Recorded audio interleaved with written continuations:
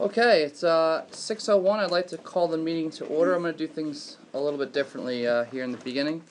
As you guys are all aware, it's been a very tough few weeks for us, especially this past week with the passing of Village Clerk Ann Bornt.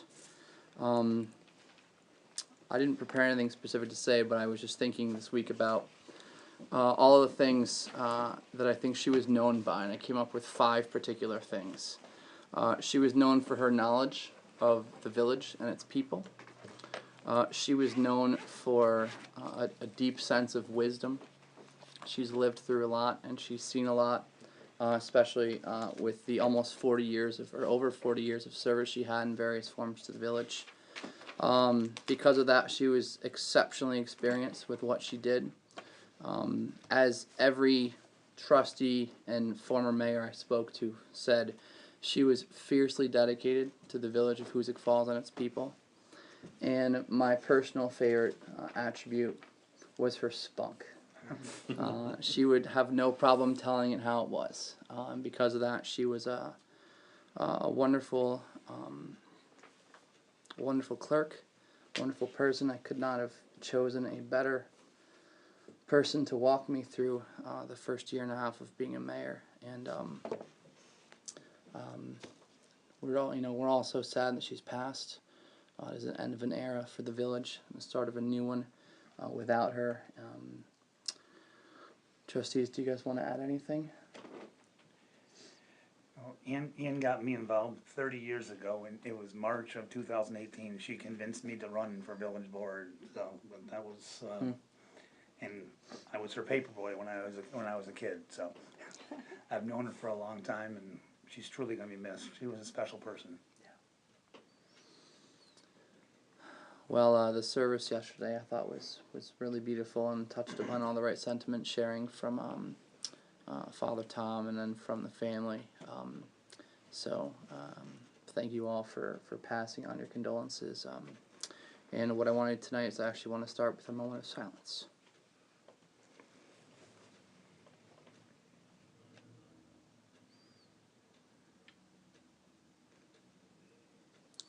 Thank you. I'd like to start also with the Pledge of Allegiance.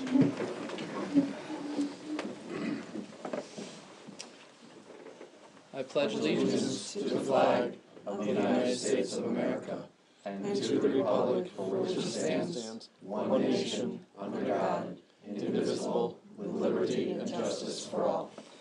Thank you. So, it is actually also now my pleasure to appoint Marie O'Neill as the now current village clerk to finish out the 2-year appointment that Ann previously had.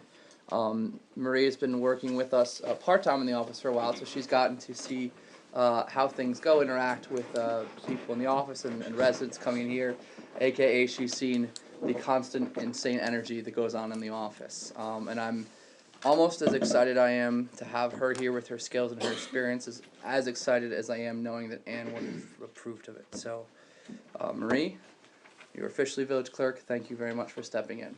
Thank you. And with that, could you please do a roll call? I shall. Okay, roll call. Let's see tonight. Trustee O'Malley. Here. Trustee Patton. Here.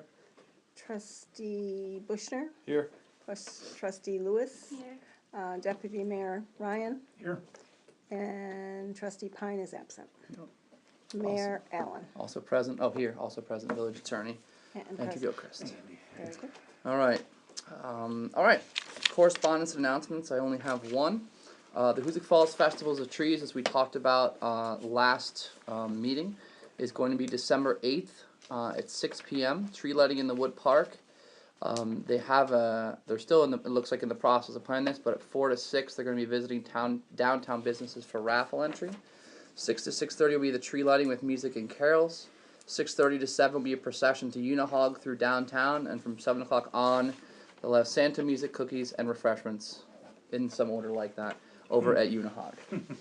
This is the event that Mary Ann Zwickelbauer took on our last meeting, and this sounds like a really, really great event, so please spread the word on that.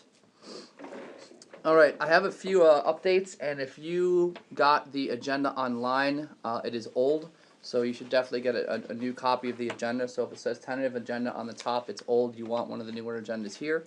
After a phone call today with DEC and DOH, I have some things to pass on.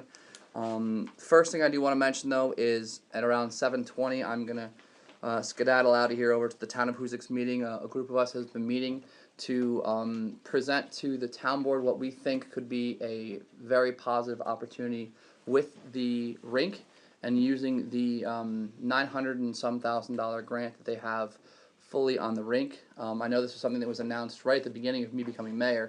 Nothing happened for a while, and then they looked to do some improvements, not just to the rink, but a lot also to the pool area.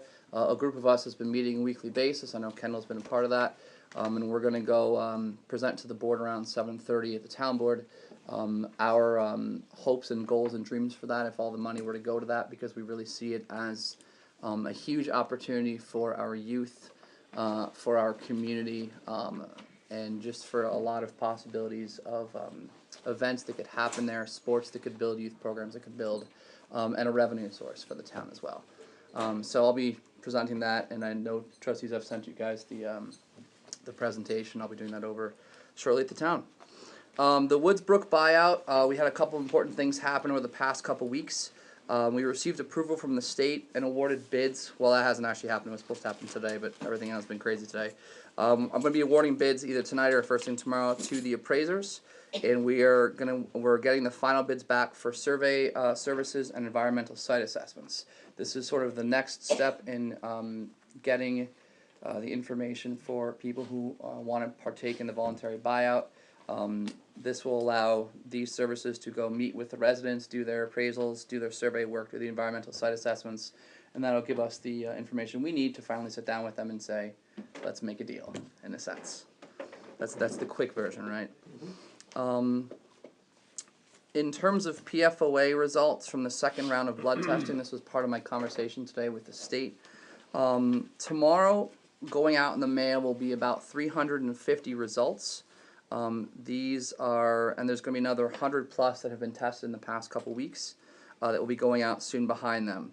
And there's another, I think 300 have signed up to be tested but have yet to do that yet. The current testing results will not only include PFOA, but also for 5 other PFCs they tested for, and that they basically said that those have shown up similar to what the national background exposure average would be, which is very, very little for those PFCs. You should, for the most part, predominantly expect good news. The percentage decline in median levels is about 40% thus far. And if you participated in both blood testing rounds, you're going to have on your paper your first results, your new results, the percentage of drop, and what they're going to do is they're going to take those numbers and give you sort of an estimated half-life based on your numbers, so that you can estimate on a personal level how quickly this stuff is going to be exiting the system. But the good news is after about 2.5 years, the average value going down about 40% is pretty much what they expected. So that's good news. So that will be out in the mail and should be here by Friday or the weekends. One more thing, and this is actually going to transition us into one of our presentations today. I talked more to DEC about air monitoring, which has been something that we've been discussing a lot in the past several meetings. They've had a lot of things in the works. There's 2 main objectives that they are working on, and this is DEC working internally within different areas of DEC and also with EPA's Office of Research and Development, or ORD. That's the group that's sort of based out of North Carolina, has been doing a lot of the lead testing and development of testing and getting equipment ready for things down in North Carolina and other places in the country. Their first objective is to give as comprehensive as possible understanding of the emissions that are coming out of the McCaffrey Street location, and this is specific to the PTF coating processes and the sintering. I think one of the things that was mentioned was sometimes the sintering process could be as long as 5 or 6 days, so it's a very long snapshot that they'll be taking there. The second objective is, I think for the first time, putting a real-time chemical analyzer on top of the McCaffrey Street building. This is something that they've been working with the companies to try to get, well, Seiko being, to try to get samples of the PTFE powder so that they can calibrate their equipment. It's taking a lot of time. Negotiations have not been progressing as fast as they wanted, but they're still hoping for a late November or early December start on this. And with that, I'm going to transition to Ben Potter. Where is Ben from DEC? Ben, how are you? Good, how are you? Good. He is here to talk more about this and air monitoring in general and answer any questions that we, board or audience may have. Please take it away, Ben. Sure, I'm gonna sit here. Yeah, stand up and, yeah, go for it. Thank you. I'm Ben Potter, I work in Region 4 Air, I'm an engineer for the Department of DEC, I've been working for about 12 years. Recently I've been assigned everything to deal with the PFOA in Rensselaer County, being Taconic, St. Gobain, Liberty Street, and McCaffrey. So what I've been looking in my job is a little bit different from remediation, people that have been here talking most of the time. I make sure that there's no further and continued contamination of PFOA and PFAS coming out into the environment. So I inspect, I permitted the facility, and I regulate, and I look on tips and anything I find that could be a problem. So I do both facilities, like I said. And the mayor talked about the testing that we have been working with EPA as far as the sintering process at McCaffrey Street. I think it's important for everyone to know that the extent of contamination that's happened around the country, not just here, but everywhere, has not been so much from what's happening right now, but historically the industry has used a liquid dispersion for coating substrates. The liquid dispersion is what contained PFOA and the surfactants used to keep them from combining as their liquid.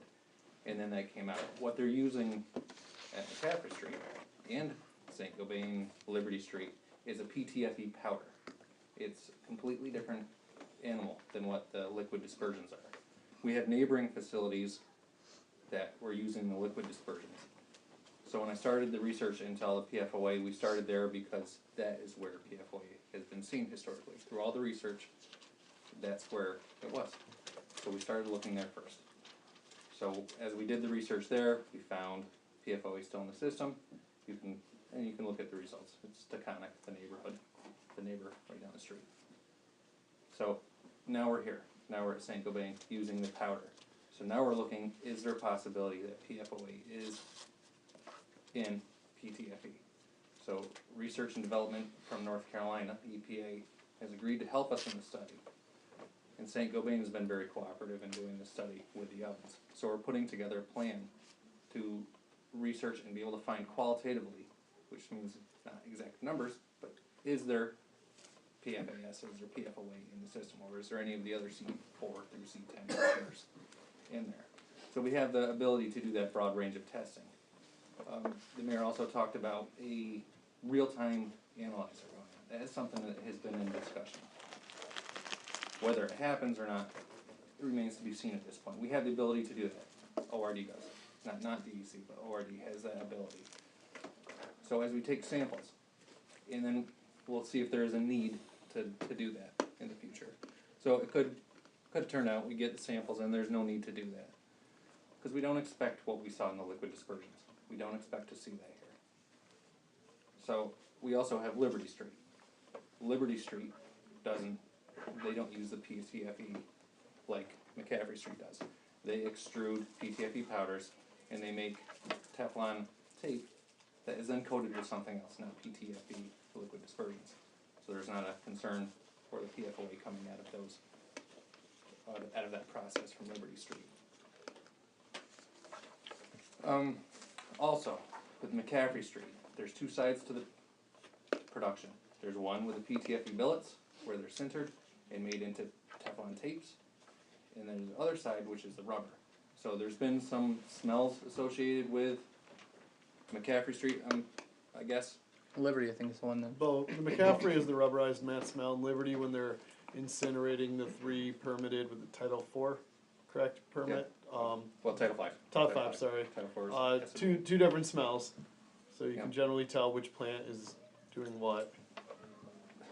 Part of the issue with the odors is I've gotten one or two complaints in the past 2 years. For me to do my job, I need citizens to be calling my desk in the region. So, I mean, I've tried to put that across to everyone in central office, and I haven't been up here to speak yet, because usually they have Tom Gentile or someone else. Like, we need those complaints to come in. If there's an odor happening, I need to know right away, because I'm the one doing the investigations. I'm the figurehead for the department that comes out here to see what they're doing. So I need to know, if there's smells, I'm the first person that you'd be calling Region 4. How far do you go back, looking at past history of the smells and complaints? I've gone back to about 2003, when the PFOA operations, the liquid dispersions operations left their Liberty Street, when they moved out to Merrimack. So, I mean, I've gone back to look at that. But what we can do about the smells now, I mean, I operate when I get a complaint. I come out as soon as I get a complaint. Or someone does. Someone that's available, find somewhere else. Two things that were mentioned on the phone call is that when you guys are looking for emissions, you're looking for a whole slew of PFAS chemicals, not just PFOA. And that does include Gen X, because that's one of the concerns we've had. As well as thermal degradation products. Yep. Which are things like, let's see if I can get these pronounced right, hydrogen fluoride, hexafluoropropylene, I'm sure I spelled that right, yeah. And many others. Yeah, there's a host. As What are those solely what you're looking for, right? Just to piggyback on that, I mean, will we be informed of the full range of any and all chemicals from each plant? Because the rubberized mats are a completely different process, is that?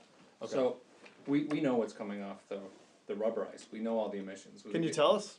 Because What's we've been coming off the asking for rubber? what, 2 Liberty years? Street, Liberty Street? McCaffrey. McCaffrey Street. Because no one's been able to answer that for 2 years. The active ingredients are volatile.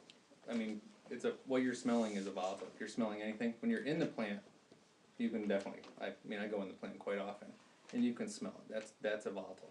But what? Like, what are the... Acetone is generally what you're smelling. It has a very low odor threshold. It's not a hazardous air pollutant.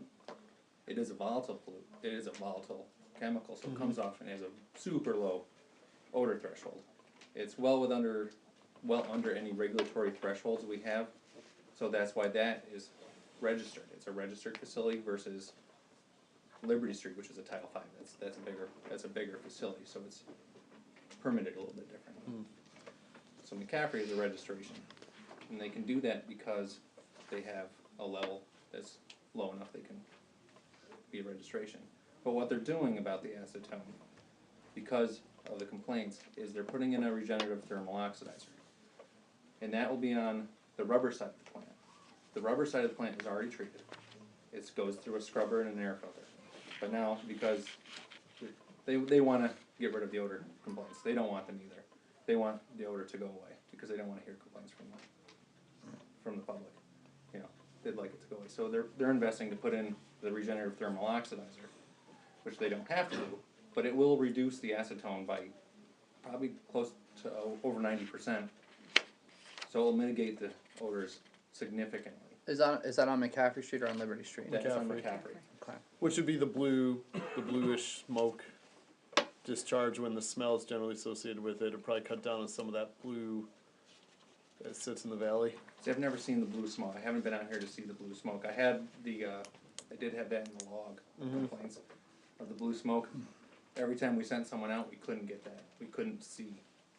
And generally that's some sort of unburnt volatile that would be coming out. Generally speaking, I mean, if you're up, if for example, a country club, it's a clear day, you can see it fill the whole valley. It's every time they're running the rubberized mat process. So Time in the day. whenever they're running that process, it can be at night, you don't see it, but it can be, if it can be usually weekends. It's usually late afternoon, early evening, weekends tends to be the bulk of that. The best thing I can recommend for something like that is I need a call. I need to know. Like, if you guys all know that's good, you need to inform me. I can't do my job for you. This is a concern of mine because we have been calling, and to hear that you've only gotten 2 is kind of worrisome. Odors. Because 2 odors, and I had the blue haze, which was just out of curiosity, how many people have called in a complaint about this? Called or emailed. Called or emailed? Maybe That's just 2 right now. Maybe it was just us. it was just us. We're the complainers. I've done it more than once. Where are you though. calling though? That's a good question. Sometimes I'll email. Sometimes there's a phone number that we're supposed to call, but I haven't called it in a while because I haven't The smelled spill anything. hotline? No, it's a number they gave us. Yeah, Sean Can you Mahari. find it on Facebook or on I was looking on our for village something site? that- Your number. What's that? In Petersburg. No, they were given your number. Last time they had a presentation over it there at the other building. They put it up, your name, Oh, nice and big. I wasn't here for that. It was your number. Okay. Alright. I'm trying to I find guess we're the only two. After right? that, I got one call that down on the river, there was an odor. We sent, one of our engineers out. Immediately, they walked around with the, Saint Gobain personnel. But so maybe to just inject, people aren't calling anymore, because if I'm to understand what you're saying, after all these years, you still can't look at me with speed blocks from that plan and tell me what's coming down on my lawn or my house. People stop calling. No, we can tell you what's coming out of the stacks, we have that. And they started the PTFE process, and we're testing it immediately. They haven't been doing the billets. So For- if I'm not, for that Kevin can long. correct me on this, you used the PTFE powder and then made it into liquid, right?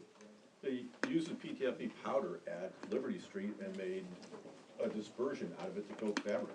So And they we, did that for 30-plus years, and what he's saying is that they're not gonna be able to do any computer modeling for that plant at McCaffrey Street. 'cause it's been No, used. we are doing it. We are modeling that plant. Modeling for the dispersion. We have a gas chromatograph coming in to do What's currently, real-time. No, yeah. you're only doing what's currently done. Oh. They ended the dispersions in 2003. Right. So they did just like down at Mhm. Taconic, they did it for probably 35, 40 years down there. And what you're telling us is, there's no way you're gonna be able to do any computer modeling of where that went.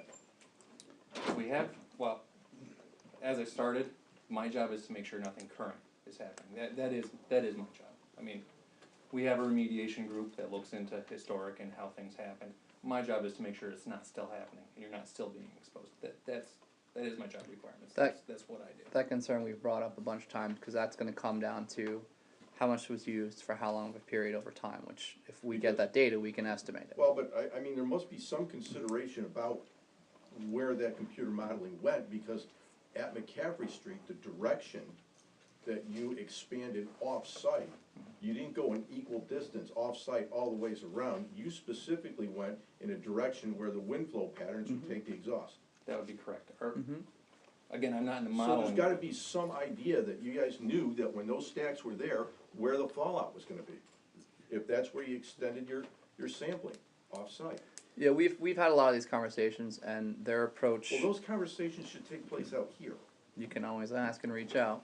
I mean, that's what I do, is I pass on the conversations, but the fact of the matter is, So you're gonna. Year. Well, but you're gonna give us tonight, you're gonna tell us what's coming out of the stacks today. Part of what I just said was we are about to do testing on the one stack with PTFE billet sintering. We are performing that stack test. So when that's done, we'll have the results, and then we can give you the results immediately. And We it can will look pass it. similar to So- Petersburg. And how long will that be? Oh, no. it won't, it No, shouldn't no, look like Petersburg Petersburg. doesn't do the same thing at all. It's not even close. I mean, the to same same range level. of chemicals though. Like, Oh, yeah. you'll have It's the actually same- more extensive this time. We have more capabilities than we did in Petersburg now. So when When will we did that that, it be? was just a Go back to mistake. Petersburg too. Yeah, it will probably eventually happen.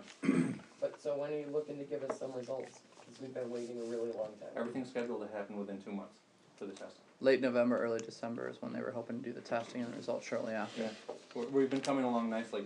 They got, part of thing, I know I'm asking, but something you have to remember here is, this is the first time these tests have been done in the country. Tom Gentile, our toxicologist that's come out here, myself, and EPA are at the forefront of this testing. The nation, altogether, has But not they've been done in tested. Merrimack, they've been done in North Bennington. Well, we're not I just worried about wonder that. why we Those are are- lagging. I don't care about Those that. are Let's worry about different- stay But no, I'm focused just on saying this they're place. being done, so Well, why are we not by this taking so state. long? There are different Exactly. types of tests, there are things they're looking for differently. I mean, Understood. Merrimack and Taconic are all still using liquid dispersion, so we have a different scenario than them, but I get your point of that we need to be focused on us, and I get Right. your point that there's stuff to learn from other areas, but that's Absolutely, and we're basically involved. what this is We're doing. involved in New Hampshire. Tom and I are involved out there. It's a different process. What they do out in Merrimack is a liquid dispersion. They coat a material. That material then goes through an oven. The oven cooks it, Right, makes the PTF adhere to it. And when the PTF adheres, at different temperature range, you have things coming off. So they followed the test, a similar test to what we did in Petersburg. So they have the results now in New Hampshire, in Merrimack, that I think they released them, I'm not sure. We got something. So We get sent these things. So again, this process here, because I've been involved with this right from the beginning, the process here is different. You have a powder, it's a dry powder, you can pick it up, it's like flour. Right. And what they do is they press it, and then they cook it. It's not the same. So the test isn't the same. The test has never been done before, and we have to make sure we're doing this correctly. We have to make sure we're gonna find the things that could potentially be contaminating your air. So we can't just do this willy-nilly, and we have to do this right. Well, understand, those of us that live next to that plant, Yeah. it's been a couple of years now, so Yeah, the test. we won't even garden anymore, because we don't know what's coming down Oh, and yeah, into I our soil. understand. We get different reports from DEC about, well, you can go down 2 feet, and then Bennington College says, no. So, understand the frustration that we've waited all this time. We live next to these plants, our numbers are high, I mean, come on. Yeah, absolutely. No, I To still understand. not have answers on what's we're breathing and what's going into our soil right now, how would you feel? That's why I get my job. That's why I'm here, is because we are looking into, this is a new process that they're doing there. This isn't something they've done historically. It's not something they have done back in 2003. This started like a couple of years ago. And again, it's never been tested. There was no regulations on this. So we're looking at this without guidance from anybody. But I think what we're seeing is, and jump in if I'm incorrect, parallel questions here and parallel answers where there's the set of what you're saying, yes, we know what's coming out of the other processes, and no, we don't know because we've done testing. We're in running in parallel here, yes, I get the C4 through C10 is coming, but I think what would also be helpful, whether they are of concern to DEC, EPA or not, what do you know now? So you gave me acetone, we didn't know that, we've been asking that for 2 years, I have, at least in this capacity and beyond, but it'd be nice after tonight to have a full list from both plans. Here's everything we know that's been put into your air, whether you're concerned about it or not. Am I right in that would go a very long way for people to know this is what's there? Yep. And then more results to come when we uncover or discover or whatever the case may be for the other. Does that make sense? Yeah. So that'll answer both parallel. Part of me coming Questions here here. tonight was because I haven't been involved with these things, they haven't let me come out and talk, even though I've been doing a lot of this stuff. So I wanted to put together a formal presentation, but I needed to know what everyone was asking. Because I don't get that, because I haven't been out here. So I put together a formal presentation in Petersburg, which went over pretty well of all the things that AIR has been doing. So that's why I'm here tonight, is so that I can answer your questions with a good answer. And again, understand, as of today, they were at Senate hearings in Michigan, and Patrick Bracey clearly came out and said, with the new ATSCR report, if you're being exposed past these levels, you need to lower your exposure. Well, we don't even know. Yeah. One thing about the PTFE sintering process, I told you it was a powder. You wouldn't expect industry to put in a surfactant. There's no need to keep it from binding, like a liquid dispersion. You don't want clumps in a liquid dispersion. This is a powder. You don't have to worry about it. It's already, you don't need to put in that surfactant to keep it from globbing up like it would in the liquid. So we don't, right, we don't expect, by what industry has told us, we don't expect to see that. So by industry, what I'm talking about is the people that make the PTFE powder that is sent to these guys for end use. DuPont's such a stand-up company, we can trust them. Well, that's part of, that's why we're part of doing the testing, tests. is to keep the suppliers honest. No. Now, I'm sure everyone knows that all those suppliers, they made an agreement with EPA back in 2005-ish era that they weren't gonna be using PFOA anymore in their product. So, we've looked into those things, and we found very low levels of PFOA still there. That was in the liquid dispersions. So that's why we're doing the test now on the PTFE powders, because we were going by the agreement, nobody was using PFOA anymore. We put them to the test. We found trace amounts in the liquid dispersions, and now we're furthering our research into the powders. I mean, Well, when they make Well, a there was billet, a- they don't want any clumps in the billet either. yeah, no, they don't. Because of the skiving process that it goes through afterwards, because it'll screw up the tape. Absolutely, yeah, because they gotta throw, if they have a clump, and that's another thing. You have, we talked about PTFE breakdown products, those happen when you reach temperature greater than 700.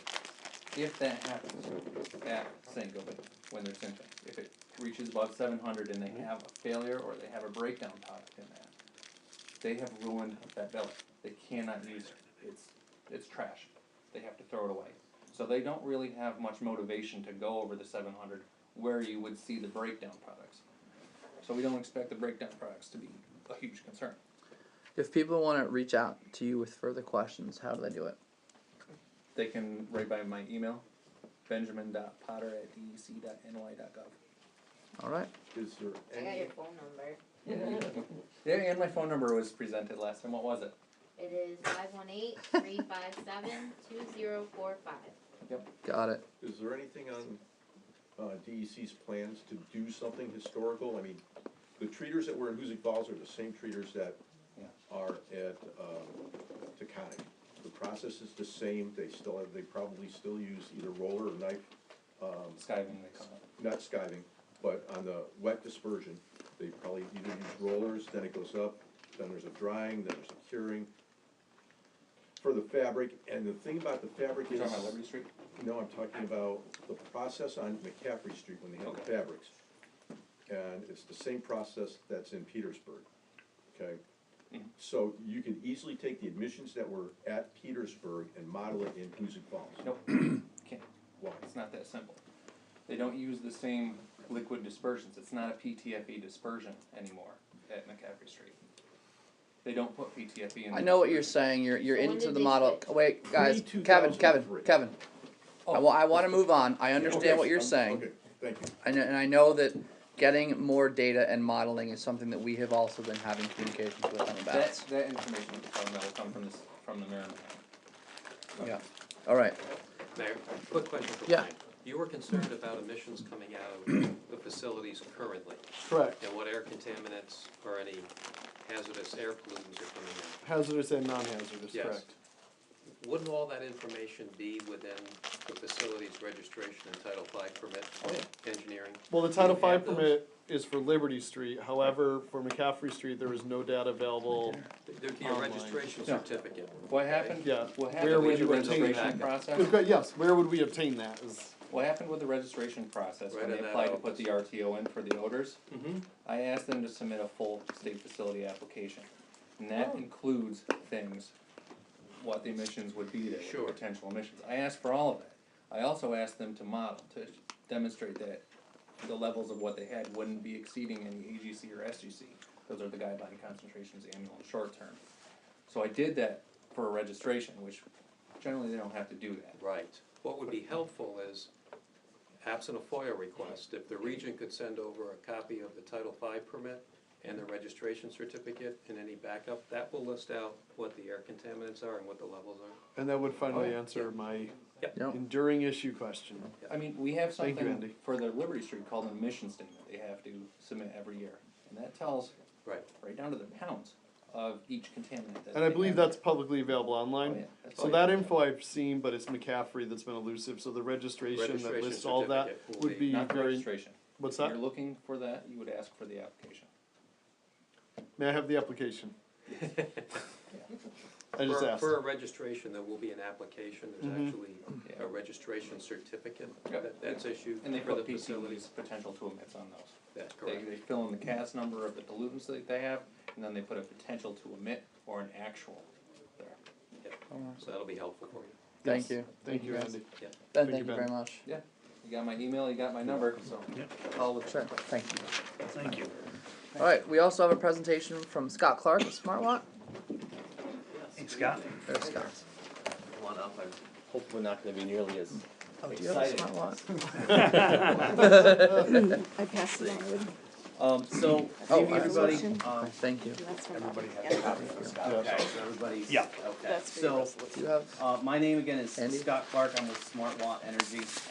We're actually here to sort of complete a process or restart a process that we were here probably a little over a year ago in discussion on the conversion of the streetlights within the village. Previously, it was Greg Royer was one of the gentlemen who was here. Greg is no longer with Smart Watt, so I'm here tonight just to fill you in a little bit.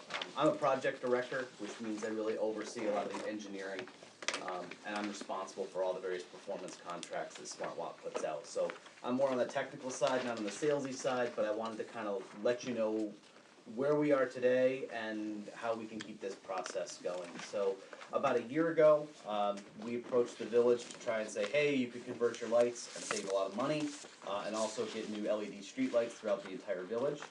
And then as part of that, the village put out our request for qualifications to have companies like Smart Watt come in, evaluate your system. We responded and were awarded, and before we did any work, we asked National Grid, hey, how much is it gonna cost for the village to buy these lights? So they had a number of changes to their tariff and a lot of other things as far as what they can charge. After all the dust has settled and a long time has elapsed, they've given the village a number, which was higher than our original estimate, but is still one where the village can look to purchase these lights and still have a project that's gonna pay itself back, and before the end of the lifetime generate a significant amount of potential revenue for the village. So tonight I'm really here, where originally as part of that RFP, the village had sent a letter of intent, which really meant Smart Watt was gonna come out and do a survey of all the lights and finalize exactly what the energy savings would be and the cost to replace them, and kinda say, here's what the skin in the game would be for the village, here's what Smart Watt would charge, and it's really just to move ahead with the next step in the process. So just looking to update that letter since so much time has elapsed in between, that agreement had expired. We're just looking to re-up that agreement so we can actually survey all the streetlights in the village and finalize those energy savings and cost savings numbers. At the same time, Scott, we also have to send to National Grid, right? We have to fill out that, well, I also sent that form to you, Robin, as well. Correct. We have to sign that form saying we wanna get Yes. the actual So- price of the buyback now. Yes, the village was issued from National Grid, they sent basically they gave an estimate of the cost to purchase the lights. The village needs to tell National Grid they're interested in seeing the actual sales and purchase agreement, which is the legalese and the contract that would actually be able to be reviewed before the village purchases the lights. And that's 402,000. Correct, so that's the number that they have given at this point in time. And so that is, they consider that an estimate until the date of closing, and at this point, that's gonna be a few months away.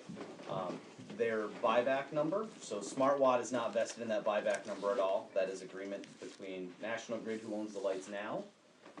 They go through a pretty complex calculation of what those lights are worth, based on their age and depreciation, and that's all sort of regulated by the Public Service Commission. And as part of their tariff changes that happened this past April, they've agreed they will sell those lights back at their cost. So that, or what their value currently is, their book value that they have in their sort of, their holdings with the Public Service Commission. Previously, they could sell them at their book value plus a reasonable, they just termed it a reasonable amount. So now you're kind of, the village can buy them at the lowest possible level that's available, and that's, right now, the purchase was probably given, I think, in late July is when they gave a number. Right. And that's good for 180 days to make that request. Otherwise, you have to wait an entire other year to make a request to get a purchase price. And so what we would be looking to do, since there's that purchase price now, we're just looking to do the other end, which is the actual, how much would it cost to convert the lights over to LED, and what would your actual energy savings be? And that energy savings number is where Smart Watt comes in, and we guarantee that savings after we fund the survey. And so our current cost is approximately 80,000, About $80,000 a year is what's paid for the energy of the streetlights as well as the maintenance of the and our streetlights. proposed cost after the new lights will be approximately $17,000, a savings of $53,000 a year. Correct. Annually. And so part of that is, now that number is based on what we have for the utility bill. Streetlights are different sort of, there's no actual, they don't meter the energy that they use. So for street lighting, there's not a meter like there would be in your house. They just do a calculation to say the lights run from dusk till dawn, it's X number of hours per month, this many per year, each lamp is this many watts, and they literally do the math, and that's where all those numbers come from. So for our preliminary numbers, we also did the math. We took a very blanket statement and said, this light is gonna become this kind of light, and here's your savings number. As part of our survey, we'd like to come out and actually count the lights. We generate a GIS map, so we know where every light is, wherever it is on the street. We count them, because National Grid's numbers tend to be off by a few or by many, in some cases. In some cases, it's for the benefit of the village, so that you're not paying for lights that you have. In other cases, it goes the other way. But we validate those lights, because we wanna convert all of them. You don't wanna have one light that still looks way different than all the others. And then we also can get the actual pricing from the various subcontractors that we have to use. It is lineman work because you're working on live wires until a disconnect is installed. So Smart Watt, we have a lot of electricians, but we don't have certified linemen, so we sub that to linemen, but we would get actual pricing on the materials as well as on the labor, and we would present all that back to the village before you really have to go anywhere. Presumably also before you sign any agreements with National Grid. So that way you could have all the numbers in front of you to determine, is this something you'd like to move forward with? Or is this not something we're interested in? The village should know whether or not you like it. You will get LEDs eventually from National Grid. They've changed their tariff that as the streetlights that they have now fail, they are replacing them with LEDs rather than your current high density discharge lights, which are mostly high pressure sodium. So those high pressure sodium lights will become LED lights as just a matter of failure, but that may take 10 years to occur. Because it's gonna be as they deplete their stock of existing lamps and lights, once those are depleted, they will put in new LEDs. However, then you don't get to take advantage of any of that energy savings to get a rebate, and you still have to pay all the extra maintenance charges until that takes place. There is also the option that was given that National Grid can convert your lights, but that's a fairly expensive option relative to what you actually have, meaning you still have to pay the maintenance charges for National Grid to maintain your lights, so you get some energy savings, but you pay a lot of money up front. So it is another option for the village to consider, just to be open. So at this point, where I'm looking to come in and work with the village is to say, do you guys want us to move ahead with the study, to say, here's what your actual costs and savings will be? I have a few questions. Yes. First is the post-top lights. Do we have a option of what post-top fixtures we put on? So what we'll do as part of the evaluation is look to see about putting a retrofit kit in those, where really we would just replace the existing bulb with a new LED module and keep the housing. But if you'd like to see us put a new housing on top of it, that's certainly something we can present back to the village for various options that will fit the poles that you have. Just some are very aged and the Right. illumination of them is It's a little really bit bad. poor, and so that's part of our survey. We would highlight lenses that either are cracked or hazed, or they have really poor distribution, that we'll come out and do a photometric analysis at night.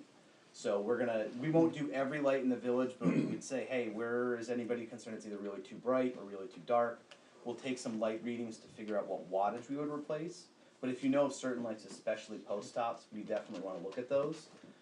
And it's sort of a mixture of being cost effective versus if the village owns it, we wanna do it right the first time. So we'd be happy to evaluate those options and give you some post tops you could use. Ann and I have been battling with National Grid for years, trying to get lights fixed in certain areas. Right. Out on Main Street. We just got 25 of them done. It took a little Twitter shaming, but Yeah. Yeah. But anyway, the lights out in front on Main Street have been going on and off, and it's an underground issue which they haven't corrected for years. Okay. And they go on, they'll go off, and it'll be a different light off, Right. and it's water getting Halloween into their did for system. trick or treating. Okay. How would you address that?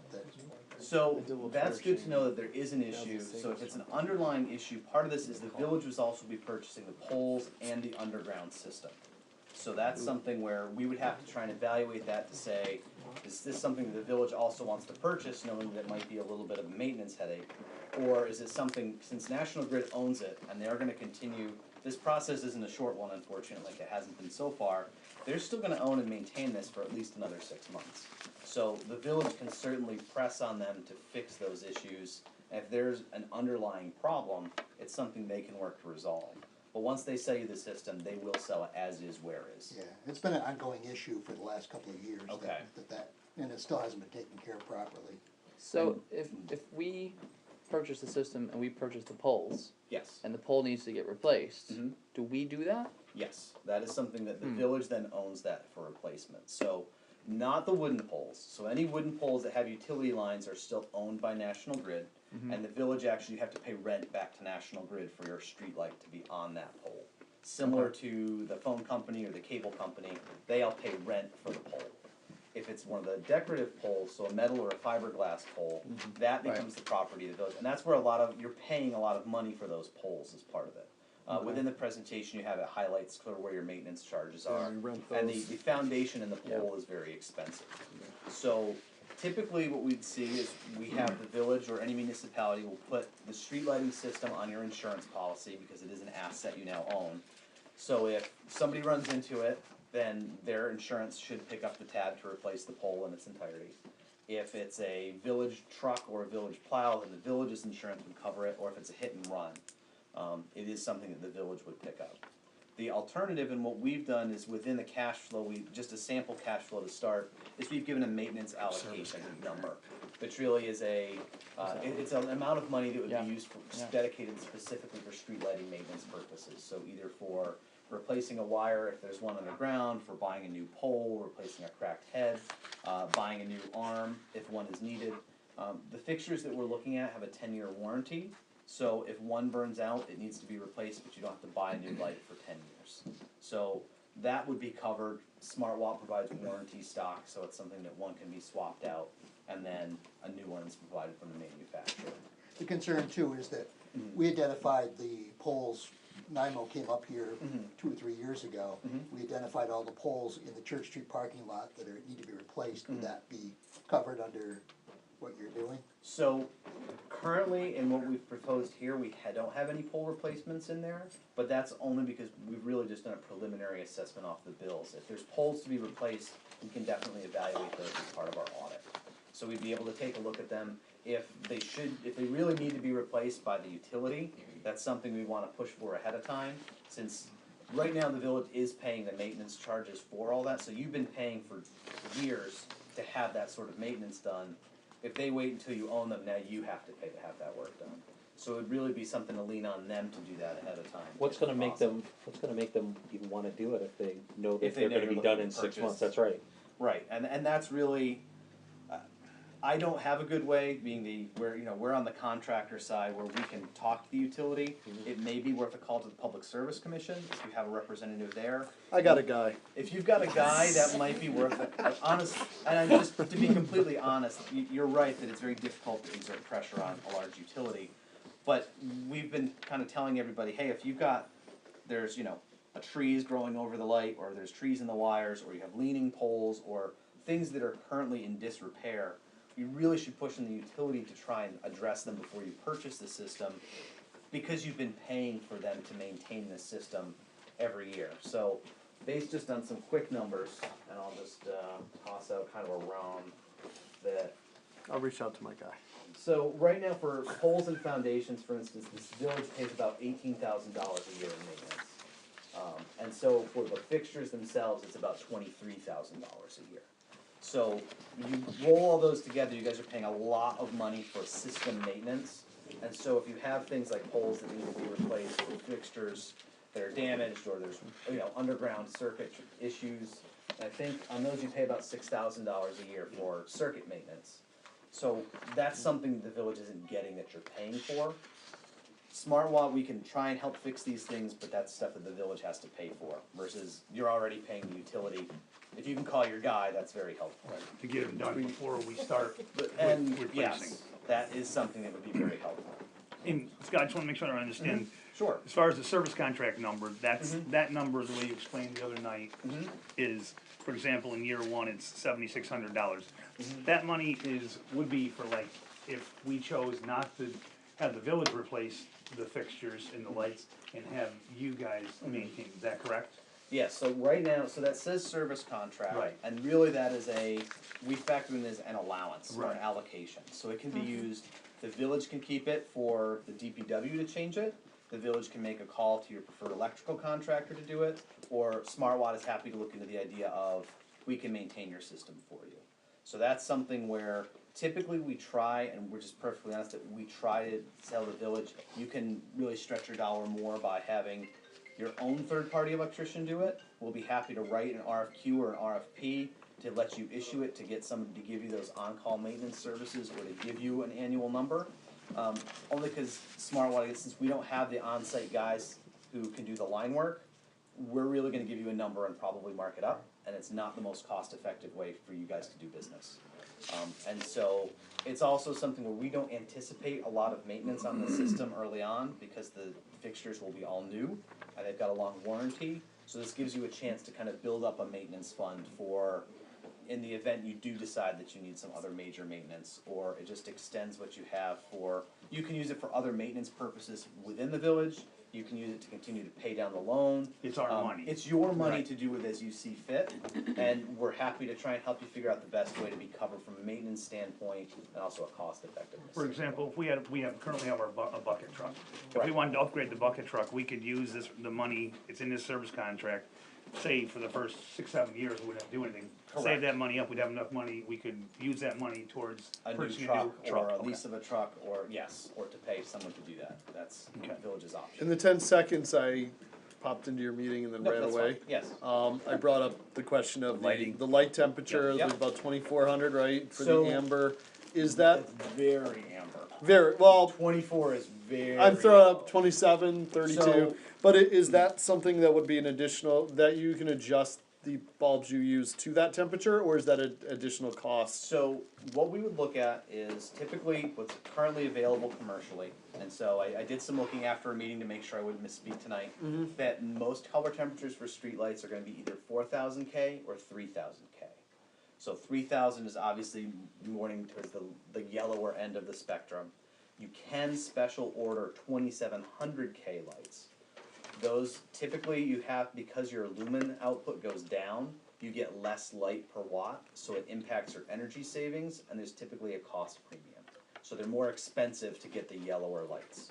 A 3000 K light is actually, it's going to be much more yellow than this. It may not be quite the same yellow you have currently, but I can also bring in some samples and you can see the difference between 3 and a 4. But that is a decision, between 3 and 4, there's no difference in the efficacy of the light or the cost of the light. Okay. So we can bring in a sample of each one so that you guys can take a look at it and see what you think of the color temperature. That's certainly something that we look at as part of our investment grade audit, is to say, what do you guys prefer as far as the look within the village? Well, part of it's look, but also pedestrian safety, safety of eyes adjusting from Yep. the bluish light. It's a And- lot quicker with the amber and the orange. Yes, and it is not the super blue lights, the 5000, the 5500. That tended to be where everybody's gone, and they've sort of worked themselves back. So we've installed a number of 4000 Kelvin fixtures in other municipalities. And it is just very much a preference thing on the 3 versus the 4. I know there was an AMA study that came out a couple of years ago that was talking about street lighting, and they sort of said a blue street light is somehow associated with you getting diabetes. Like, there was a very long train of thought that said blue light can keep you awake, and if you don't get enough sleep and you don't exercise right and eat too much, then you could have heart disease and diabetes. And they sort of strung the two together, and it's, the blue light that they're talking about is actually, you get more blue light from the fixtures you have now than you do from most LED lights. So the blue light they talk about isn't actually them looking blue, it's a different wavelength kind of. Right. And I'm not the super duper lighting guy, so I can't get into too much of that detail. But I know that when we've talked about it and looked into it, it's not as big of an issue as a lot of people think. And the AMA study had a little bit of flawed reasoning. Luckily, the folks at RPI is the Lighting Research Center, which is like a world-renowned, they do a lot of this work on it, and they immediately refuted some things to say, there's a lot more to it than just the color temperature of the street light. But all that to say, yes, we can certainly look at that. 3000 is readily available and is not going to impact the project. Lower than that, we can certainly discuss, but there may be impacts. Okay. Question about Thank you. the LOI, letter of Yep. intent here. If we sign this, Mhm. we are basically committing to a 90-day period to negotiate with you guys to implement the program. If we decide that you guys do the survey and we decide we're not going with the program, then we owe you 10,000. Yes, and so the deal with that though is for that 10,000, so the village will get our full investment grade audit, which includes the full fixture inventory, all of our photometrics, all the savings calculations. That would be something that in itself is a design document, and that could be rolled forward, you could, if you wanted to bid it out to somebody else, you can take that and prepare your own request for proposals. That has all of our engineering effort in it. And so the intent would be, that's a little bit more of skin in the game, I guess, so to speak. But it's also something where those costs get rolled into our final project price at the end of the day. So it's not money that would come out of the project, but is spread over the guarantee. Okay. And the 90-day period is really just once you have your numbers from National Grid, which you have, and our numbers, it's really just a good faith negotiation period where if we're continuing to talk back and forth and going through approvals, that's fine. It's really when the village says, hey, pen's down, we really don't want to move ahead with this project. Okay. And the 180 days that we got was from July, which means it's sometime in January. Yeah, it was It'll run out. July 28th was the Yeah, letter. July 28th, so then it's the end of January. Yeah. Andy? Can I just ask one question? Yeah. It might have been answered. If someone strikes a pole in an accident, Yes. and we have to call for an emergency fuel prompt, do we call a different? National Grid still makes They safe. still- okay. So that is, they are on the hook for any pole that you have, they will make safe because they provide the power supply to it. And so Smart Watt wouldn't get called at that point in time. If Even it's in the future. well, it would depend on if there was a service contract, but you wouldn't call me that night. So National Grid is gonna ask for a number, they'll either call you or they'll call someone at the DPW to say, a pole's been struck, your equipment is here, meaning your street light is down. If it's a wooden pole, they'll replace the pole and give you back your light fixture Right. to be reconnected. So if it's not a wooden pole. If it's one of the metal poles that's out there, they will make it safe, so they have to come and disconnect power. And then they will say, this is now, the village owns this pole and the village now has to address the pole. So it would be up to the village then to send their crew out. Correct, so the DPW would have to come and get the pole, or if there was a third-party electrician, they could come and reset the pole or replace the pole, but yes, it would be on the village at that point. Okay. Andy, any? If you do wanna move forward and authorize you to sign that, if you could just make it contingent on review by the village attorney, cause the whole program predated me, I just want the opportunity to review Okay. the RFP I and did send you a copy of it, didn't I? I'm pretty sure you I did. very well may I have. did, yeah, I did. I sent you a copy on Friday with everybody, I sent it to everybody else. Got it. So, Would it be helpful if we waited till next month to move and I No, give no, you time to I- review and? I'm actually, when I heard Kevin mention that some of the system has problems underground, and that we're buying the system, that concerns me. That I actually wanna know more about what's wrong with the system and what can we get Yeah. fixed before we go into this, where there's a specific window. So I think my thoughts is, good grief. Use your words, Mayor. My words is good. My thoughts would be to wait one more month, get some more information on what needs to be fixed, talk to our DPW guys, and then make a definitive decision on December, because that would still be within the window. but that's gonna hinge on, whether National Grid comes and fix what the issue is, correct? Yeah, but we have Brian for that. Well, I have a guy. No, I understand that, but But no, there's I- no guarantee, and That's the true. other thing is, the other problem with that is, the meter's running. Yeah, cause his. We don't have, we Right. only have till July, into January. January. I mean, Well, how long does the survey take for you guys to do? So, what we'd be looking to do is we would probably start either the last week of November, first week of December, since we're local, right over in Ballston Lake. And really, it's, because the number of lights, it's probably only gonna be a couple of days for us to map them. We come back at a later point in time to do some photometrics, once we've got a good evening and the weather is good for it. And we would also have some discussions within the village as far as, you know, let them know where would you like us to take some samples, what fixtures should we really look at for replacement. We would have a couple in the survey period, prepare our calculations, and then come back to try and say, here's what we're proposing for fixtures, and a couple of other iterative conversations in between. So, there's certainly, I understand that it's really, I don't know how firmly National Grid will hold their 180 days. What they will tell you is you only get one buyback request every 12 months. So, and I believe the request went in May 1st is when they allowed them to go back in. So you'd have to wait until May to re-request it. Okay. If that is the case. And so, really the difference is just the village continues to pay around 80 grand a year or so. And the other thing is, if we don't move on it, and we go beyond the January, We have to that wait. buyback number could go up, correct? It could, it's not supposed to based on the value of what's in the village Right. now. If they go and they say that they replace a bunch of everything in the village, they're now gonna tell you, oh, well, that's all brand new and has a higher book value. So they may very well come back and try to say it's worth more now. But that's sort of the secret sauce that gets into the FERC regulations and Public Service Commission and math that I haven't really tried to figure out because it hurts my brain a little. So, which is a Alright. scary thing to say as an engineer sometimes. I just really worry about them getting it done in 6 months or something that we've been asking to fix for 3 years. Especially the one in front of Maggie's was one I've been taking pictures of and sending it back to their headquarters. It's been out for almost a year, and I said we should get a credit for it.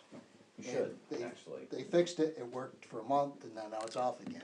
There's one right down the street from me at one of the corners that they come and fix it, and after about half a month, it I craps missed out that again. one in my. That's because it was working when you went through it. No, they that was had not my just fixed list. it. That wasn't on my list. So Oh, it you're- wasn't? So 'Cause Kevin, you're it worried was- about it that works. because of your They've fixed replaced the not head. gonna Yeah. So it's make yeah, the repairs the bells. before Right, we- and then it'll fall on the village to, Right, then the village owns the problem.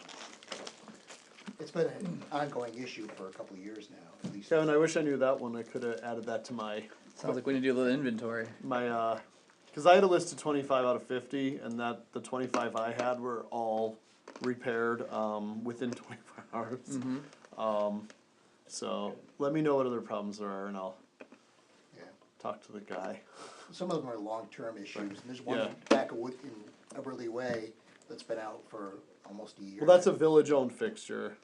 It is, but they're responsible for repairing them now. Are they? Yeah. Because I think I was the two on the River Street Bridge, or Church Street Bridge rather, were we don't change those lights or deal with those because those are owned by the village. No. But the ones in Wood Park and Eberly Way are, Village. no, they belong to Niagara Mohawk. Okay. We'll double check that with because I got a conflicting one on the one up here. So So what do you guys want to do in this now? hang on a month. I think so too. Will a month jeopardize our, I mean, I'm just Yeah. concerned that a month goes by, we're gonna be, Our next meeting is on December 11th. If we approve this on December 11th, So- would that give you enough time to do your survey around the holiday season? So our survey really, I don't think will be the long pole in the tent, so to speak. Having dealt with National Grid on a bunch of these, they are going to take way longer to prepare your sales and purchase agreement. Because they have to go through their own calculations in their legal department to get that document together. And you're obviously gonna wanna spend some time to review that. It's, there's a lot of contingencies and other sorts of fun things in there. Is it your understanding that purchase agreement needs to be signed within the 6 months, or the request to start the review I process believe within that 6? the village needs to make a written request that you would like the sales and purchase Okay. agreement within 180 days. I cannot guarantee that needs to be There was another executed one. within 180 days. No. There's I one do from have National a Grid. legal contact at National Joe Grid if Blow. you'd like to clarify with him on Send me that. too. Sure. I'd be happy if you have a card that we can trade, I will send his information to you and you can make that request. Perfect. Our you send this survey to us? work can be, I sent it to you. our IGA and other survey I work sent can it be to you. done while National Grid is preparing it and you're reviewing the document. So we've been waiting for a while to do this one, but it's certainly something that we can get turned around relatively quickly, and I don't foresee it being a holdup as far as. Alright, so if we do it, if we wait till next month. If we're gonna wait a month, we'll schedule it, around the holidays, it gets a little bit more dicey, but that shouldn't be an issue for us, given our proximity to here. Alright. Cause it's in there for Joe Plone, there's that letter, Schmitz, that's the second one, the Word document. Alright, let me find it here. This one here? Yeah, the Word document. That's the one from Joseph Plone, you were sending it to Yeah. Plone. So July 30th is when the proposal was. So we Not the basically have till the end of January Yeah. to submit the letter, and then the prices are locked in. I believe that's the case, that it's 180 days to make the request, not to Okay. have an executed agreement. Okay. So that's something where I'm gonna send legal counsel information I have from Grid, I'm gonna send that to you guys and to the attorney that you can clarify that with them. Okay. To make sure, I obviously don't wanna jeopardize you guys having that happen. Right. All they'll basically say is that number is valid for 180, and then it times out, and you need to make a new request. But based on how things are written in their latest tariff, it shouldn't go up, but that's not something that I can guarantee on my end, since that's not our number. Okay. I'm trusting that's good all the way around. But, so, okay, so if that's the case, you know, that doesn't hurt us to Okay. postpone it until next month. That's- Technically, this is new business item number 4. It's the third one on the last page. But if you want, right now, I can entertain a motion to table this until next month. Motion. Ben, Second. second Brian to table this. Any further discussion on it? All in favor? Aye. Opposed? The only thing we're gonna Carries, discuss thank is, you. Brian, you're gonna take care of Kevin, you guys will figure out what polls and what issues we have. and Yeah, start let's- putting Push them on out, that. Powwow on that and and get that taken care of as soon as talk to possible. my guy. I like it. All right. Okay? Okay, Have Thank no- you very we'll much. catch up I next appreciate it. Entertaining my time, and. Scott, thank you Just very to make much. sure I Appreciate that it. you, If that there's I may any have questions, missed. please don't hesitate to reach out. All right. Great, and we can get you Andy's email. Okay, Start yeah, that'd be I, great. I can email you. Okay, Yep. if you wanna send it over to me and Mitch, Sure. that would be just Yep, fine. no problem, Thank you. All right. Thank you. Thank you. thanks. All right. Before we move on to reports, people to be heard. Would anyone like to speak, share questions, We're anything? only at people to be heard. Yes. Marion Stevens, 63 Weiler Avenue, and I just wanted on the minutes, I know things have happened, so I'm not overly concerned, but 911, of course, reverse 911 is always on my agenda. Mhm. And then I also wanted our concern we had on Halloween that we had spoken to you about, Mr. Diggling out there selling on Halloween night. They weren't selling. They It was weren't free. selling. They were giving It was away free. for free. We looked into it and found out. But the We were concerned about the safety factor, though. We are It too. was. We are We too. are too. One of the things that we looked at was what I'm we had not saying approved a word. versus what was actually invoiced.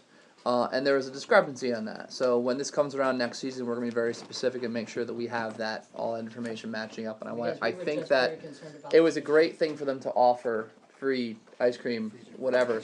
But the safety concern on Halloween was Yeah. a little bit, Yeah. So I think when this comes up in the spring of this coming year, we'll have a deeper discussion on that and we'll make sure we're specific on that. Yep. And then the other thing with the reverse 911, has the town been approached on this also to be in this, geomap with I've this, or? spoken to the supervisor, but from there, what the town does is, Well, you their know, I own- know yeah. they had talked about working together with the town when we had met, last February or Yeah. something? August we did the call? No, we did over a winter vacation. I'd have to look.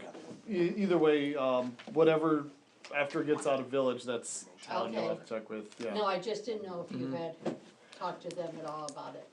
Are we going to then proceed ahead whether the village wants it or not, or? The villages do, yeah, we're doing it on our end, it's just a matter of filling out the rest of the agreement with them, which we agreed to sign, we voted on that. Mhm. Obviously, there's been some, And I know that, I difficulties just and- again wanted on the minutes. Can you you know, it's get just, us to do that next week or two? Sure. Thank you. All right, thank you. All right, reports. Final reports for police activity for the month of October 2018.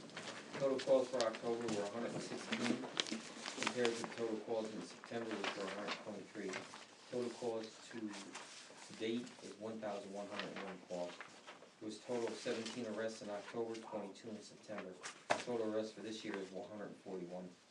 The service calls range from domestic, which were 15, mental health, which were 5, EMS were 19. And you all have the report in front of you, you can refer to the rest of them right there. Some of the arrests for the month were traffic arrests to include driving while suspended licenses, driving while intoxicated, or arrests for driving while intoxicated, numbers are up. Harassment, petty larceny, possession of stolen property, a burglary arrest for possession of marijuana, and a warrant arrest for another crime. Some of the events that police were partake in the month of October was the drug give back, which was a great success. We had over 60 residents that showed up, and they're still coming in. And I would like to make the announcement that we still will receive drugs as we go along. Okay. We still store them here, and so I don't want to just say that you throw them and take them on the tape. So anybody, Kevin, or Brian, if you wanna put that out on Facebook, then we still, Brian, I have to talk with Neil about when leaf pickup ends, cause people are asking on Facebook, So we're so I gonna wanna say, do pick up your announcement leaves, drop together. off your drugs? Yeah, something like that. the Halloween parade, it was a great turnout, no issues, no problems. We'll talk on that, Brian. The Halloween trunk treat was another great success. Yeah, it was. Very large turnout there, very, very large, and the weather was terrible, and it was still, they did a great Yeah, job. that was an amazing event. That was a good And event. Kevin, the tractor show, again, large crowd, and it was another great success. Couple months ago. We're doing toys for tots out here, if you look in the box, there's no toys, because we bring them in at night, we don't leave them out there, so I don't wanna discourage anyone or think that's not a success, it is a success, we just Smart. bring them in. So if you look in the box right now, there's nothing. Glad you told us that, we're feeling really bad. They're all piled in the office there. You guys can come in. We were gonna go fill the box, yeah, it's like. Oh, you shouldn't have told them, they're Just paint a big like sad face on the bottom of the box, and people come in and are like, oh, there's nothing there. Well, Just kidding, don't we, do that. we need to bring them in, I don't wanna, Alright. I don't wanna take no chances. Any questions? I'll make a motion, we accept Bob's report as presented. Second. Further discussion? All in favor? Aye. Opposed? Carries, thank you. Code enforcement report, Mark is not here because he's town supervisoring it over, at the armory. Oh, that's remarkable. Yep. Oh my god. You can certainly review the report. The last thing that we were talking about with the unsafe, structures is that we have put it back out for bid. We should have, results from those, I think at the end of the month. Correct. We went to a lot more newspapers this time, to get out there, and we've already had somebody come in and take one, so that's good. That's pretty much it. Any questions I can't ask, cause I'm not Mark, or can't answer? Yeah, I have a question. I don't know. Now that Marie has transitioned, are we looking for someone to fill that role? Yes, that's a future discussion that we have to have. Okay. I want to sit down and talk budget stuff to see what we've been through so far. We have one resume actually already sitting here, and we've heard of a second one, but right now we have one resume. Okay. So, yes, that's something I do wanna do, in the future. So, alright. In that case, looking for a motion to approve. Motion. Vanessa, Second. second Brian, all in favor? Aye. Opposed? Motion carries. Community service report. They've been doing a lot. One thing that they noticed, hey Bob. One thing that I did hear from Jerry is when they were doing the park cleanup, there was an unusually high amount of dog feces all over the park. So, pass it on to officers if they see people walking dogs and not cleaning up. Do what you need to, cause You don't think it's Mickey, do you? no, Our dog. I don't think so. I What hope park, the not. playground park or the? No, this Right part. here, this Oh, one. right here? Yeah. I didn't see people in there with their dog. Yeah, a lot of people. Maybe it's Do they? people. Yeah. So Oh, Brian. that did come across as something you want to Get address. that So dog park pass it on. Otherwise, I did a lot of cleaning. Maybe Don't we print should that. also put, have, you know, Some signs put up, yeah, Yeah. dog waste signs, You Neil know, has maybe we should get those things that the bag dispensers. Jason got up at the Monument Park. Yeah. The bag Yeah, the dispenser. bags. I don't teach. Dog waste dispenser. We should look yeah. into that. Let's look into that. Alright. Dogs doesn't know. What the owners Looking say. for a motion to approve the community service report. Motion. Second. Ben, thank you. Second, Brian. All in favor? Aye. Opposed? Motion carries, thank you. For a bunch of various reasons, the rest of the reports I basically put off a hold on until next month. In particular, highway, sewer, and water, cause they're out right now in hour number 27. 13 of work, They on did get that. some food. And they're not gonna be Yeah. done Did you anytime bring them soon. food? No, Mike was Neil- giving them food. Actually, Oh, a little good. update on No, that, they Rob. have, He yeah. didn't charge Kevin and I anybody. went over before the meeting and they said they anticipate being there until after midnight. Ugh. Are they, They're gonna complete it. I gotta, they're just gonna get the whole thing done?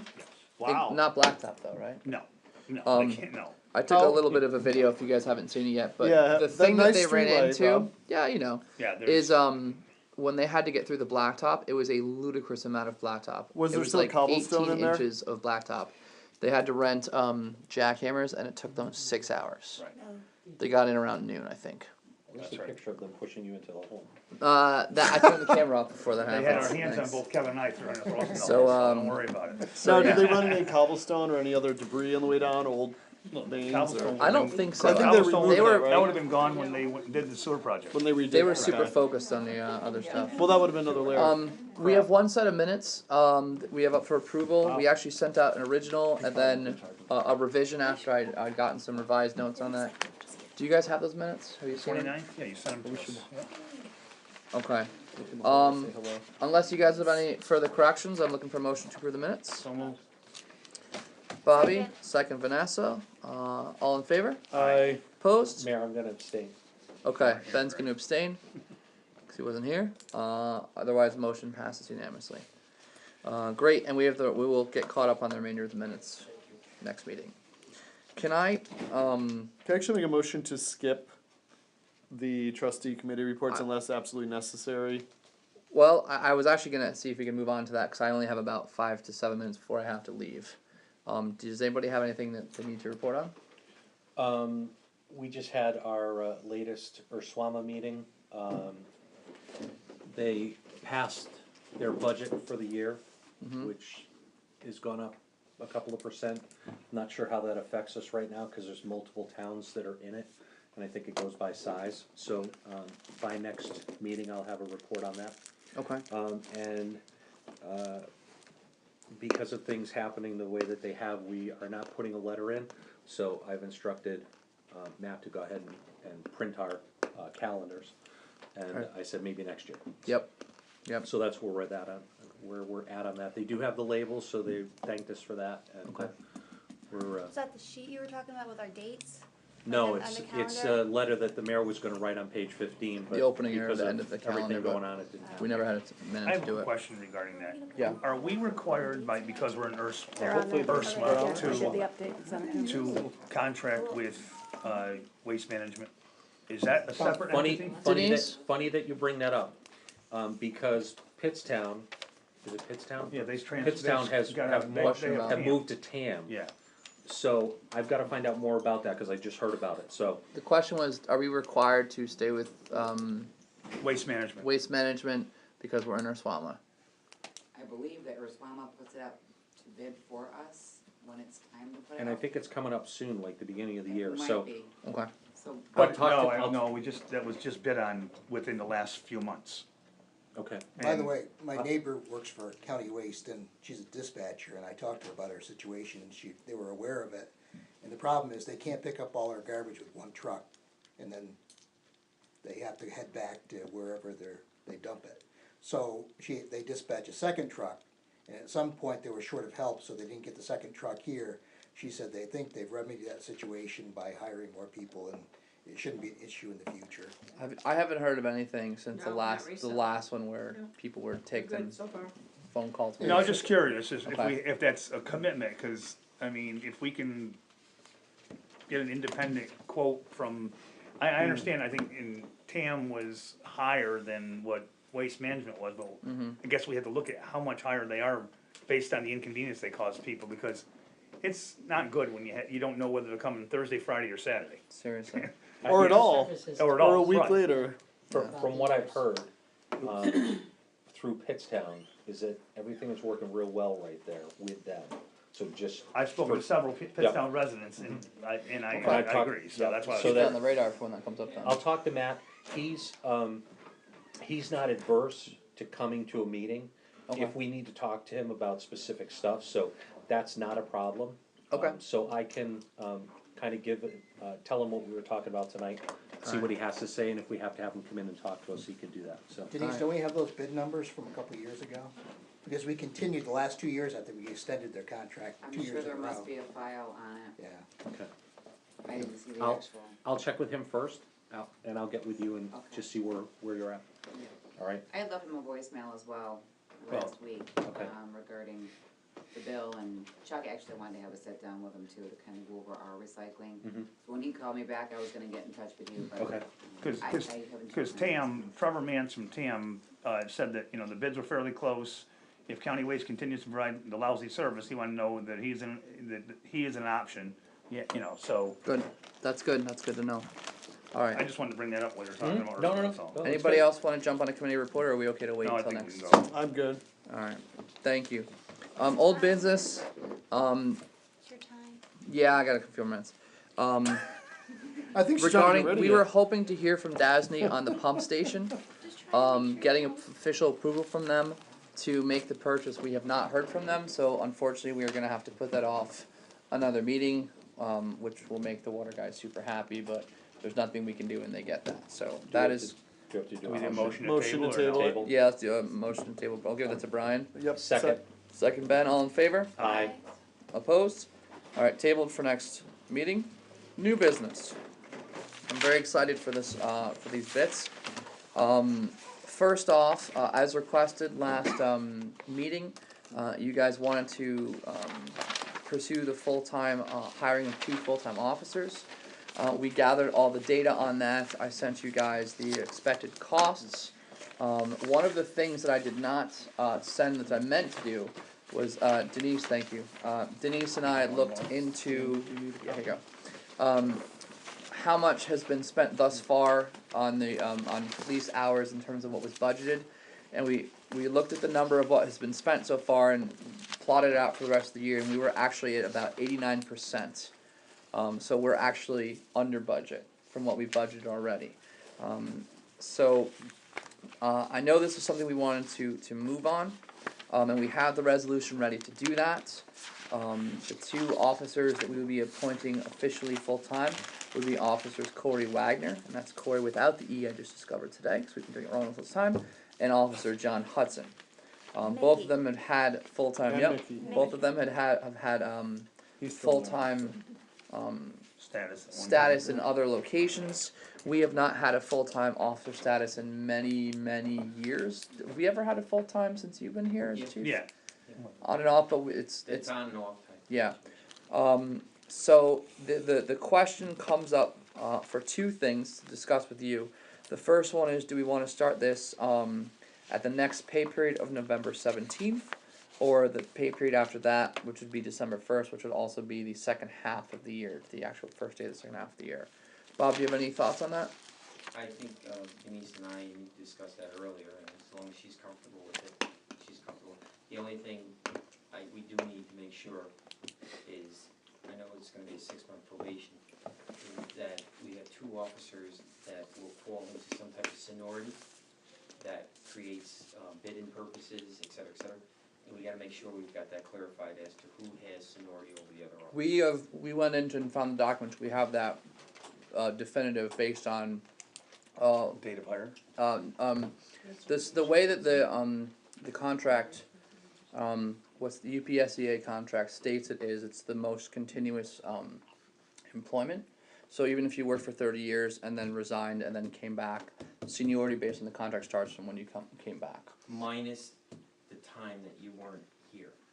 So say if someone was here for 2 years and was gone for 6 months, that's where we gotta be careful, because that 6 months that he was gone does not count toward his time on the job.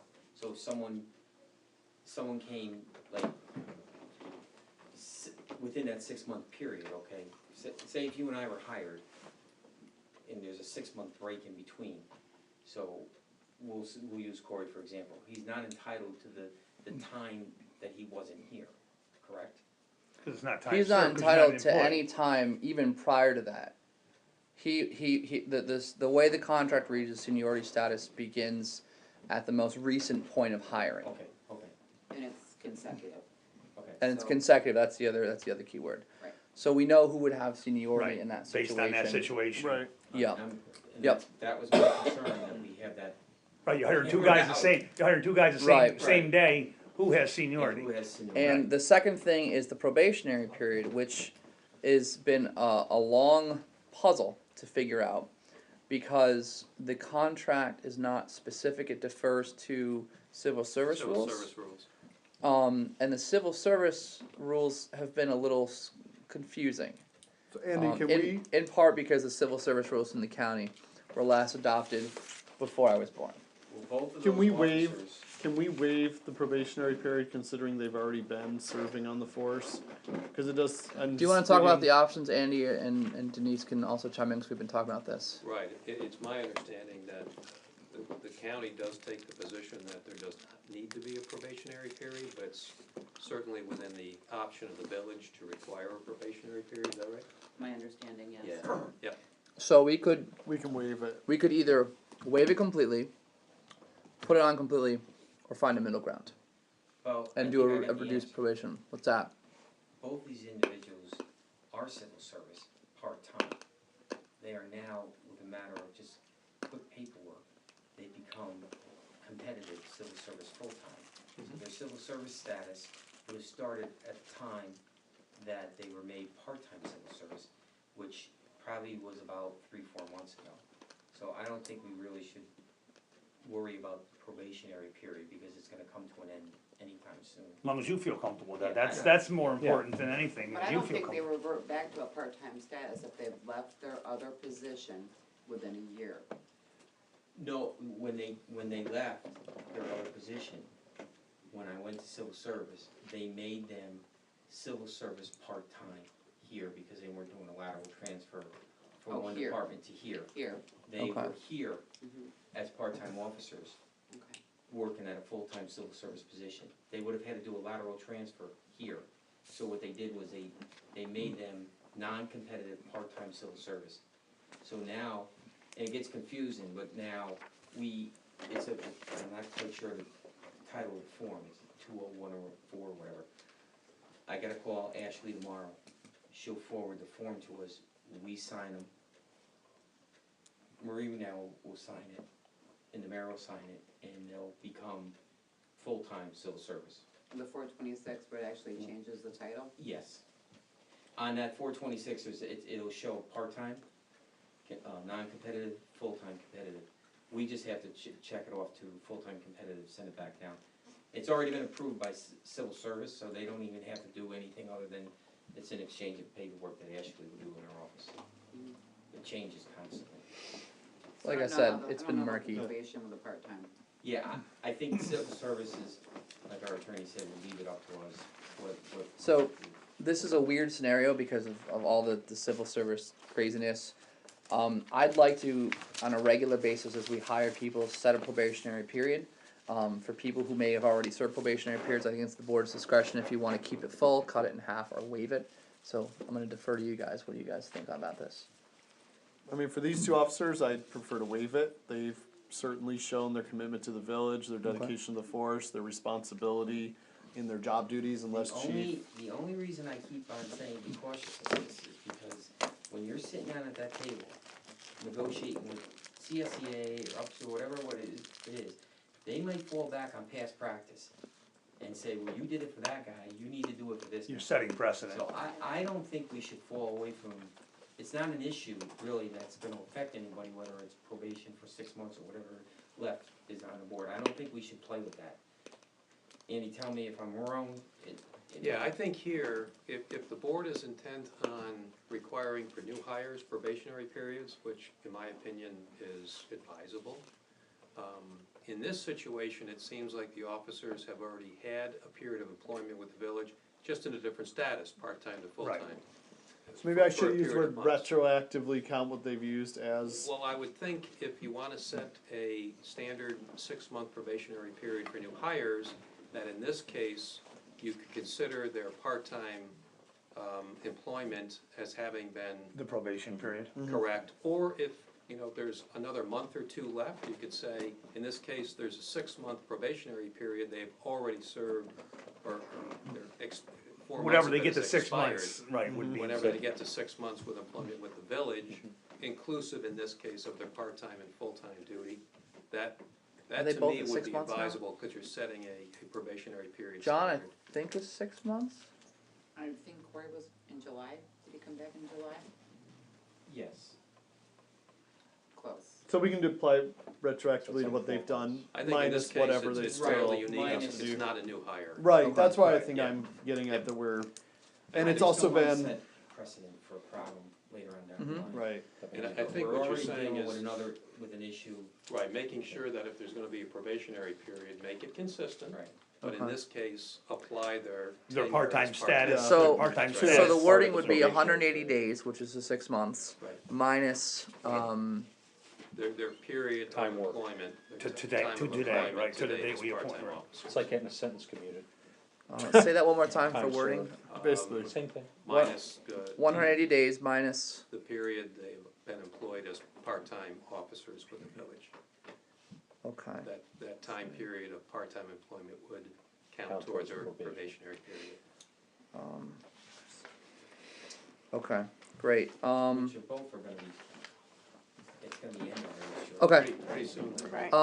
And the only other question then is when do we wanna start them? Do we wanna start them officially on the 17th or on December 1st? Can I ask a question? I'm sorry. Yeah. I know we had a break in service on one of the officers. Did we have a break on 2 officers that left and, cause you keep talking about them both completing their 6 months. One of them, I don't think had a break. Correct? Or- If there was a leave of absence on the one, then the leave of absence, what I'm saying is that Should this time be something period that discussed, was going. not an open meeting? Well, you And keep are we saying getting two. close to needing to discuss this in executive session? Both of For them personnel didn't have- reasons? No, No. no, just the Okay. one. No, I Okay, don't I'm think so, sorry. we're not dealing with a That's particular what officer, we it's make just sure. the policy. Just checking. I wasn't dealing Okay. with that, so I wanted to make sure something Alright. hadn't happened. So then, November 17th start time or I December prefer 1st start I time? 17th. recommend that we start November 17th. Yeah, I agree. Okay. We've been a year in the making for this, Do you know what the pay rate is, Any good? Denise, off the top of your head? Yeah, thank you. 40? Does that include the 25 cents? No. Or the plus 1765. This is just based on the contract Yep. that expires in May of 2000. 1740 plus the 25 cents that for full-time officers, which was in the spreadsheet. All right. In that case, I have the resolution all set. Do I need to read the whole thing? You can summarize it for the record. Okay. Creation of 2 full-time police officer positions in the Village of Hoosick Falls Police Department and appointments. Now therefore be it resolved, 1, the Village of Hoosick Falls Board of Trustees hereby creates 2 full-time police officer positions in the Village of Hoosick Falls Police Department effective November 17th, 2018. 2, the Village of Hoosick Falls Board of Trustees hereby approves the appointment of, and I'm going to summarize both officers, Officer John Hudson and Officer Corey Wagner, to the position of full-time police officer in the Village of Hoosick Falls Police Department at the pay rate of $17.65 per hour. This hiring is subject to the terms and conditions of the village's collective bargaining agreement with the UPSEU, including but not limited to serviceable probationary period of 180 days minus the period employed as part-time officers working for the village in accordance with the Rensselaer County Civil Service rules. Okay, so I need a motion. Motion. Second. Oh, jeez. Bobby and Ben. this is a roll call. And this is a roll call vote. Correct. Thank you. I have to do that. Yeah, Yep. you have to ask. Okay, well, trustee Pine is He's absent. not present, yeah. Trustee O'Malley, Yes, trustee Patton, Yes. trustee Lewis, Yes. trustee Bushner, Yes, Mayor Allen, Yes. and deputy mayor Ryan. Yes. Okay. Thank you. Thank you. Page 3, I want to zip through a couple more things because there's a couple other cool things in here. We've already done the first item. I also have a resolution approving the collective bargaining agreements between the Village of Hoosick Falls Yeah. and CSEA Local 1000. This is our DPW highway guys. Do you have that as well? I do. You are awesome. Here is the resolution. Can I go over very briefly what was agreed upon in the? Sure. Okay. The basic gist was we agreed to the equivalent of a $750 lump sum agreement of increase of their current pay, which hourly comes down to, I forget exactly what it is, this year. And this year and for the next 5 years, the 2% salary increase continues on. And again, this is something that we punched out the numbers on and we're feeling good on. So I forget exactly, I forget what you have to, 36 cents. 36 cents an hour. So it's an initial boost now, one-time boost right now. And then this year and the next 4 years, because it is a 5-year contract, we continued the 2% increase. Otherwise, there were a couple language things that were cleaned up that weren't really an issue. So a resolution approving collective bargaining agreement between the Village of Hoosick Falls and CSEA Local 1000. And just a quick summary, now therefore be it resolved. The Board of Trustees of the Village of Hoosick Falls hereby approves the term and conditions of the Memorandum of Agreement dated October 22nd, 2018, by and between the Village of Hoosick Falls and CSEA Local 1000, and further hereby authorizes the Mayor of the Village of Hoosick Falls to execute any and all documents necessary to incorporate such terms and conditions into a successor collective bargaining agreement between the Village of Hoosick Falls and CSEA Local 1000 for the term June 1st, 2018 through May 31st, 2023. I'm looking for a motion. Motion. Second. Ben, Vanessa gets it. Sorry, Brian, you're slow over there. Sticks out in here. There you go. Mine or yours? And another roll call vote, please. Okay, trustee Pine is absent, trustee O'Malley, Yes. trustee Patton. Yes. Trustee Lewis. Yes. Trustee Bushnell. Yes. And Mayor Allen. Yes. And Deputy Mayor Ryan. Yes. All right, great. Passes. A couple more quick motions. I'm looking for a motion to advertise Motion. phase 1 of the sewer project. We have this. It's the schedule with MRB. We just have to put it out for bid according to the schedule. I think it's already out. We're just sort of doing this. Wait. It is, yes. Motion to For advertise bids. for bids. For phase one. Yep. For advertise First was for Brian. bids. Motion. I think it was Vanessa, thank you. Vanessa. Vanessa. Oh yeah, I was joking before Alright. you even read it. I'm Okay. sorry, I need a Marie. second. Second. All right, Brian. This is just continuing on with the Sorry. project. So this is the pipe running along the greenway, Okay. separate to phase 2, which is the pump station over there. Any further discussion?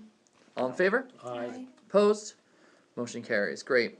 This one's from Neil. Motion to advertise for sealed bids the sale of our 2005 used Chevrolet 3500 Series Silverado flatbed truck. Motion. Has Thank So you you. can advertise it. Yeah, have you already declared that to be surplus? No. No. Let's do that. So we have to declare it surplus before we advertise it. Right. So we need a motion to declare the 2005 used Chevrolet 3500 Series Silverado flatbed truck You want it? Surplus property. surplus product. Kevin motion. Kevin got the motion. Over here. Bobby got the second. So this is to name it as a surplus item. All in favor? Aye. Opposed? All right, thank you, Andy. And now looking for a motion to advertise for Motion. sealed bids. Second. Ben and Brian, any further discussion? All in favor? Aye. Opposed? Motion carries. Thank you. Also, looking for a motion, this is again from Neil, and this is related to the same grant that we received to pursue the excavator. We just are being required by the state to do it out for bid. Motion to advertise for bids for the purchase of an excavator. Moved. Thank you, Bobby. Second. Second, Brian. Any further discussion? All in favor? Aye. Opposed? Did you skip this one on purpose? Motion carries. Thank you. No, I did not mean to skip that on purpose. Did I skip one? Yeah, you did. Oh my the goodness, sorry. Small Too city check funds. happy. That's an important one. Yeah, it is kind of an important one. Looking for a motion to authorize the board to use small city funds to finance the economic development project. This is a water line for sprinklers at 9 and 11 John Street for the purposes of enhancing downtown. The use of this project complies with the low to moderate income requirements as related to the small city funds. Motion. Second. Thank you, Brian. Second, Vanessa. Thank you. Any questions for the discussion on this? All in favor? Aye. Opposed? Carries. Thank you. Andy and Brian, do we have anything new on the snowmobile agreement? The only question I think Andy brought up was one thing in the agreement. Remember, we had hours. Yeah, was they had to put in their contract to be able to use the trail in quiet hours. We normally don't allow usage of the trail during those hours. Correct. I don't have an issue with that because they've been very great to work with. If the board does, I certainly will yield to that. But Okay. if they're using it in the evening and doing quiet through there, I don't think it's an issue. I Okay. don't have an issue with that. No. They're not really All right.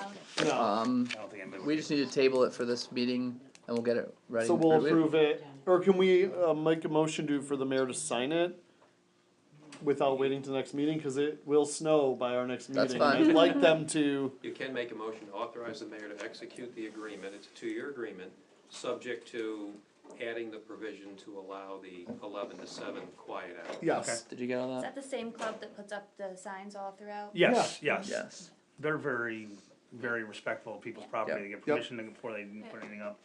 Okay, does somebody want to so move Motion. that? Yeah, and I'll second. Brian and Bobby. Did you get all that? Those renegades. Okay. And you need his Um, insurance, correct? We need the That's insurance certificate. Yep. Okay. Any further discussion?